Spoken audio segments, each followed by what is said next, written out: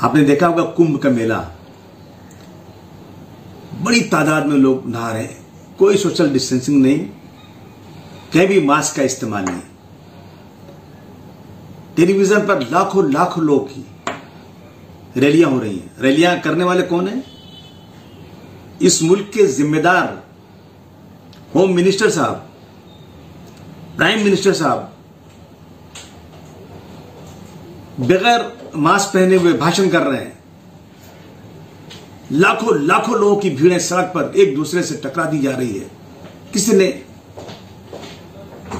ये मास्क नहीं पहना, लेकिन ये लोग कोरोना फैलाने के जिम्मेदार नहीं ठहराए जाएंगे।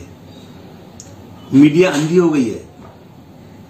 ये पालतू मीडिया जो सरकार के सामने दुम हिलाती फिरती रहती है, उस मीडिया को आज नजर नहीं आ रहा है।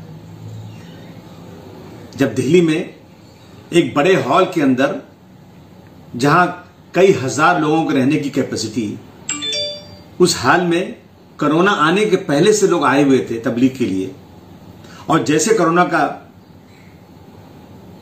ऐलान हुआ, लॉकडाउन लगा, सब ने सरकार से कहा मैं बस का बंदोबस्त कर दो, हम यहां से जल्दी अपने घर जाना चाहते। बाहर नहीं निकले थे वो लोग, पब्लिक के बीच में नहीं थे, कोरोना उससे बढ़ नहीं रहा था।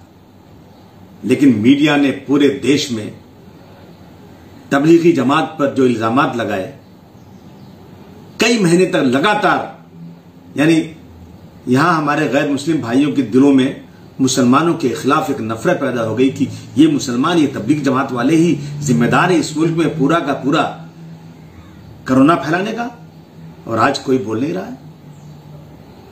ये क्या हो रहा है इस मुल्क के अंदर? मीडिया क्या कर रही है? सिर्फ चापलूसी, तलवे चाट रही है। मैं मीडिया से पूछना चाहता हूं आज कि कुंभ का मेला, पॉलिटिकल रैलियां, ये कोरोना घटा रही है, बढ़ा रही है? सब्सक्राइब इशातुल इस्लाम केराना यूट्यूब चैनल।